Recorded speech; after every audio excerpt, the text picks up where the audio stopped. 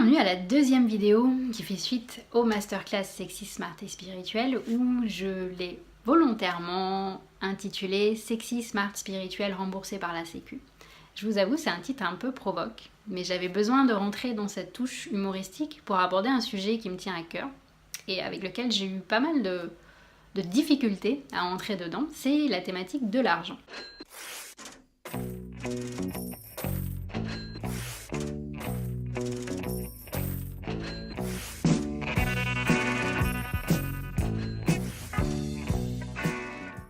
Je m'étais même demandé est-ce que ça vaut le coup de faire une vidéo, mais en même temps, c'est deux retours que j'ai eus de personnes qui ont suivi le programme que je me suis dit, mais finalement, je pense que c'est important de poser ça sur la table parce que pour moi, la santé intégrative est complètement reliée à l'argent, dans le sens où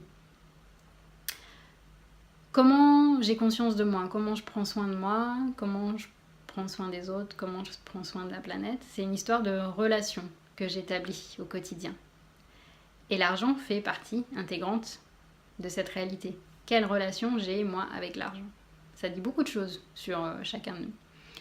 Et moi, ça fait 5 ans que je travaille dessus, puisque il y a 5 ans, j'ai quitté un système, j'ai coupé un cordon ombilical, on va dire, avec l'État, qui finalement me payait par rapport à mon job de médecin. Et du coup, ça a remis en question pas mal de choses sur mes croyances, et c'est allé titiller mes valeurs aussi. Et pourquoi je vous parle de ça ici, c'est parce qu'en fait, quelques personnes qui ont suivi les masterclass m'ont dit « Ton programme, il est vraiment génial. Moi, je trouve ça super. J'ai envie de me lancer à 200%, mais je n'ai pas d'argent. Si seulement c'était gratuit. » Et la médecin que je suis, évidemment, ça va lui réveiller une partie d'elle qui a choisi de faire ce métier parce que dans mes valeurs, il y a cette notion d'accessibilité au plus grand nombre. Donc évidemment que ça me touche, cette question. Mais en même temps, j'ai envie de vous partager, moi, mon raisonnement par rapport à mes recherches de ces 15 dernières années sur la notion de remboursement et de prise en charge, parce qu'en fait, déjà, la santé, c'est pas gratuit.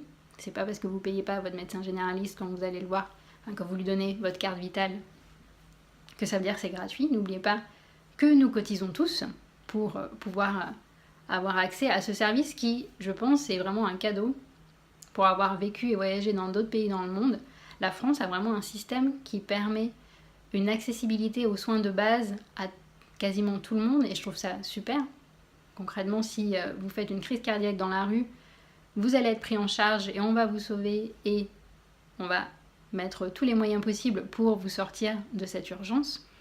Ça vous arrive dans d'autres pays, on vous demande d'abord votre carte bleue. Donc ça, je pense que c'est vraiment un atout. Mais comme tout, cet atout a aussi des inconvénients. Parce que qui dit pris en charge dit que ça veut dire qu'il y a une entité qui décide de mettre en place un système de cotisation pour diffuser au plus grand nombre. Et donc ça veut dire que cette entité a un pouvoir de décision et va choisir qu'est-ce qui va être remboursé ou pas.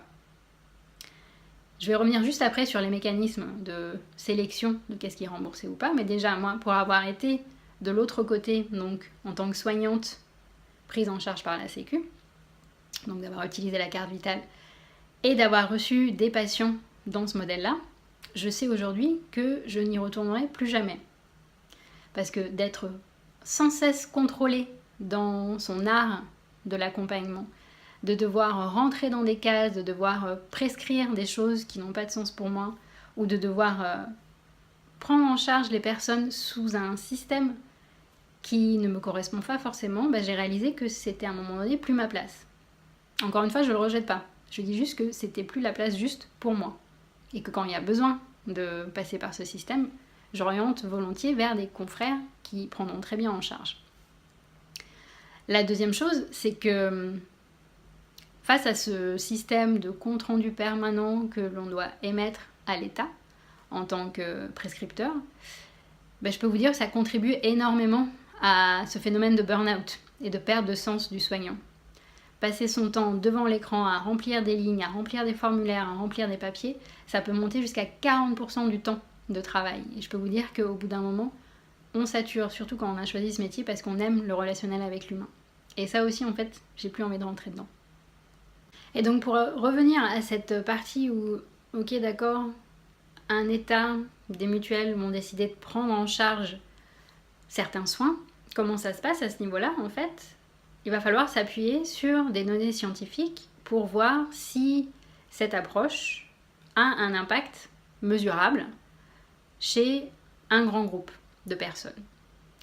Donc je ne rentre pas dans les détails d'une mise en place d'une étude statistique à grande échelle qui va permettre justement de mettre en avant un impact positif d'une intervention sur un groupe de personnes.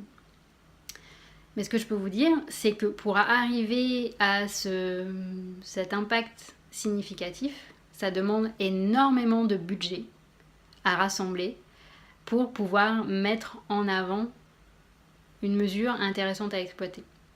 Et pour avoir contribué à des plans de recherche depuis une quinzaine d'années, je me rends compte que ces budgets-là, au jour d'aujourd'hui, c'est soit des fondations privées qui peuvent intervenir, et ça en France, on ne fonctionne pas encore, je trouve, assez par le biais de fondations, contrairement à des pays anglo-saxons. L'État, on connaît le trou de la Sécu, et donc ceux qui ont l'argent, ce sont des laboratoires. Donc ce sont des laboratoires qui eux-mêmes ont finalement, à partir des années 50, ont élaboré les grilles de lecture qui vont valider tel ou tel médicament.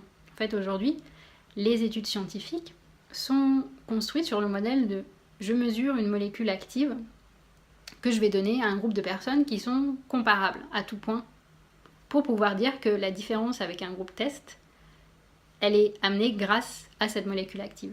Donc on est dans un raisonnement, encore une fois, linéaire, simple ou compliqué. Mais dans ce modèle-là, du coup, on n'inclut pas le complexe et le chaos. Donc on est limité dans notre méthode d'évaluation scientifique.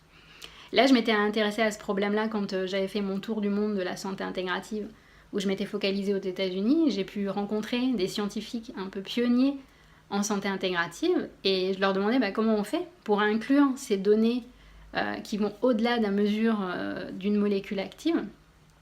Et ils me disaient, il faut déjà qu'on fasse preuve de plus de modestie, qu'on ne limite pas la vérité à des études statistiques, qu'on les utilise bien sûr pour éviter, pour suivre les éventuels effets secondaires ou les inefficacités de tel ou tel traitement. Mais surtout, il faudrait qu'on accepte d'inclure d'autres types de modèles scientifiques, des modèles plus tournés vers la nature et l'humain, comme l'anthropologie, la sociologie, la psychologie, la sociologie. Qu'on accepte de dire que la science ne peut pas tout expliquer et que en fait la science n'explique qu'un petit pourcentage de la richesse du vivant. Et donc c'est comment est-ce qu'on va avancer avec ces paramètres plus qualitatifs que quantitatifs. Et il y a une dernière donnée qui est intéressante aussi à pondérer, c'est que par exemple les États-Unis utilisent énormément l'argument économique. Quand ils veulent mettre en place une nouvelle type de prise en charge dans un hôpital, ils se disent en fait je ne veux pas savoir si c'est prouvé ou pas scientifiquement, je vérifie bien sûr qu'il n'y a pas de danger, mais par contre si j'arrive à démontrer que ça coûte moins cher au final à l'hôpital, je me lance. Donc ça aussi c'est un critère scientifique intéressant à mettre en place pour aller vers une science intégrative en fait, et pouvoir vraiment suivre toutes ces disciplines, toutes ces approches alternatives et complémentaires intégrées dans un modèle conventionnel. Bref, pourquoi je vous disais tout ça, c'était vraiment pour vous faire toucher du doigt cette complexité entre la personne qui reçoit un soin et la personne qui donne. Il y a énormément de maillons au milieu en fait, on ne peut pas dire ah tiens j'ai envie que ce soit remboursé par la Sécu, qu'est-ce qu'on attend? En fait ça mobilise différents pans de notre système et ça demande pas mal de remise en question et d'oser expérimenter l'inconnu. Et au jour d'aujourd'hui, je peux vous dire que les hôpitaux et les centres de recherche ont d'autres urgences et du coup c'est vraiment difficile de mobiliser un budget pour des initiatives un peu innovantes, un peu hors des sentiers battus. Donc pour l'instant, pour revenir à cette question de l'argent, si vous avez envie de vous lancer dans le programme, en fait, il n'y a que vous et moi. En fait, il n'y a pas d'intermédiaire. On est dans un circuit court. Donc même si c'est un investissement, c'est 88 € par mois pendant 9 mois, c'est aussi une manière, vous, de vous engager et de donner de la valeur à tout ce que vous allez faire, tout le temps que vous allez prendre pour vous, pour explorer cette boussole intérieure et ensuite pour pouvoir aussi le rayonner autour de vous et à l'échelle personnelle, familiale, mais aussi après dans votre travail. Aujourd'hui, dans notre monde de l'infobésité, où il y a beaucoup de choses qui circulent sur Internet, il y a beaucoup de contenu gratuit, justement, à un moment donné, pour poser ses priorités et plutôt que d'entasser plein de choses à faire, des vidéos que j'ai envie de voir, des machins, des trucs et tout, le fait de vous engager financièrement, c'est un investissement et ça veut dire que du coup, vous allez vous dire, bon, j'ai payé pour ça, donc je vais prendre le temps de le faire. Et donc c'est un bon argument d'engagement et envers soi-même, hein, et un bon argument de motivation. Encore une fois, pour faire le lien avec mes expérimentations aux États-Unis, les premiers programmes de santé intégrative qui avaient été lancés à l'hôpital du Massachusetts rattaché à Harvard, quand j'avais interviewé les praticiens, les médecins qui avaient monté ce programme, donc c'était un programme en groupe, les gens s'inscrivaient pendant 8 semaines et 2 heures par semaine ils se voyaient avec des psychologues, des profs de yoga, des profs de méditation, des nutritionnistes. Et quand je parlais du modèle économique, ce qu'ils disaient, c'est qu'il y a une partie qui est prise en charge par l'hôpital, une autre par l'assurance privée de la personne, et une autre partie, c'est la personne qui paye aussi, qui s'engage. Parce que s'investir sur 8 semaines, prendre du temps dans son emploi du temps chargé dans 8 semaines, ça demande de s'investir en fait, de se dire bon j'ai payé pour ça, donc j'y vais. Si c'était gratuit, en fait, au bout d'un moment, il y a tellement d'autres choses, on est tellement sollicité par d'autres choses que finalement ça va plus être la priorité, ça va être la dernière chose à faire. Et quand on aura fait toutes les choses qu'on aura jugées essentielles, il n'y aura plus de place, de temps et d'énergie pour aller s'investir dans sa santé. Enfin, dernière chose que je voulais aborder dans cette vidéo sur l'argent et la santé, c'était, j'ai une personne qui m'a contactée en me disant voilà, je suis étudiante, j'ai vraiment envie de suivre votre programme, mais est-ce que vous pourriez faire un geste ? C'est drôle parce que ça allait réveiller en moi la guerrière qui arrive facilement à se connecter à l'énergie de colère, et je suis allée explorer ça pour voir qu'est-ce que ça a révélé de moi. Et dans ce message, du coup, j'ai senti, est-ce que vous pouvez faire un geste ? J'ai senti que la personne me mettait dans une posture de supériorité, genre oui, je peux te faire un geste, ou non, je peux pas te faire un geste. Elle me donnait un pouvoir qui n'était pas le mien en fait, et ça m'a gênée un petit peu, parce qu'elle n'était pas dans sa puissance, dans ma perception. Après, je sais pas, on n'a pas eu l'occasion d'échanger. Et donc avant de lui répondre, j'ai pris le temps moi de cheminer un petit peu avec ça. Je me suis dit, tiens, c'est drôle, parce que elle me demande si je peux pas lui faire un geste. Pourtant, quand tu vas aller acheter un iPhone au magasin Apple, tu demandes pas au vendeur, est-ce que tu peux me faire un geste ? C'est drôle que dès que ça touche la santé ou le bien-être, il peut y avoir cette envie de négociation.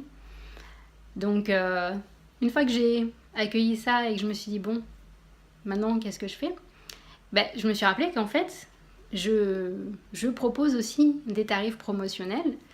Lors de la première lancée des masterclass cet été, j'avais proposé donc à 13 femmes qui se sentaient l'âme d'ambassadrice parce qu'elles aimaient communiquer sur les réseaux sociaux, de se lancer dans l'aventure, de s'engager à publier régulièrement sur le programme, et en échange, moi pour les remercier, je leur faisais une promotion de 50%, ce qui revenait à finalement un abonnement mensuel de 44 € par mois pour participer au programme. C'est le prix d'un abonnement téléphonique. J'ai aussi mis en place un autre système de partenariat affilié, donc si vous avez vu les 2 bonus, vous en avez entendu parler. Ça, c'est ouvert à tout le monde aussi. Donc en gros, si vous êtes intéressé par le programme, vous vous inscrivez, vous payez les 720 € et vous pouvez rentrer dans le programme de partenariat affiliation, c'est-à-dire que vous allez générer un lien qui vous est attribué. Quand vous allez communiquer sur vos réseaux ou auprès de vos patients ou de vos proches, vous donnez ce lien, la personne va recevoir les masterclass gratuites pour connaître de quoi il s'agit, et si elle a envie de se lancer dans l'aventure du programme et qu'elle achète le programme, comme votre lien est personnalisé, moi je saurai qu'il vient de vous, et donc je vous verserai une rétribution de 15%, ce qui équivaut à peu près à 108 €. Donc ça veut dire que si vous vendez le programme à 5-6 personnes autour de vous, vous avez amorti votre achat et en fait vous vous offrez le programme. Et ce que je voulais vous partager enfin sur cette relation à l'argent que l'on peut avoir dès qu'on parle de sa santé et de son bien-être, moi ces 5 dernières années, en ouvrant la dimension intégrative au-delà de la santé, je me suis rendu compte qu'il y avait une autre manière aussi de voir l'argent, d'un point de vue plus intégratif. Et c'est vrai qu'on peut le voir comme de l'énergie qui a besoin de circuler pour nous permettre de nous manifester concrètement dans la matière. Et pour ça, c'est pas ma spécialité, mais il y a plein de gens qui proposent une exploration sur sa relation à l'argent. Et j'ai envie de vous dire, donc si cette question de payer pour sa santé vous titille, je vous invite à aller lire un petit peu sur ce qui se fait aujourd'hui, sur comment voir l'argent de manière plus intégrative et plus comme une opportunité pour faire des choix qui sont justes pour vous. Ça, c'est quand j'ai commencé à explorer le développement personnel, je me suis rendu compte qu'il y avait pas mal de personnes autour de moi qui se disaient « c'est drôle, je me sentais appelée par une formation ou une conférence ou quelque chose qui me tient à cœur. C'est un budget, je ne l'ai pas pour l'instant, mais je ne sais pas comment. J'écoute mon cœur, j'écoute ma petite voix, je me lance, je sens que ça va vraiment m'apporter quelque chose. Et je demande à l'univers de trouver un moyen de pouvoir payer cette formation.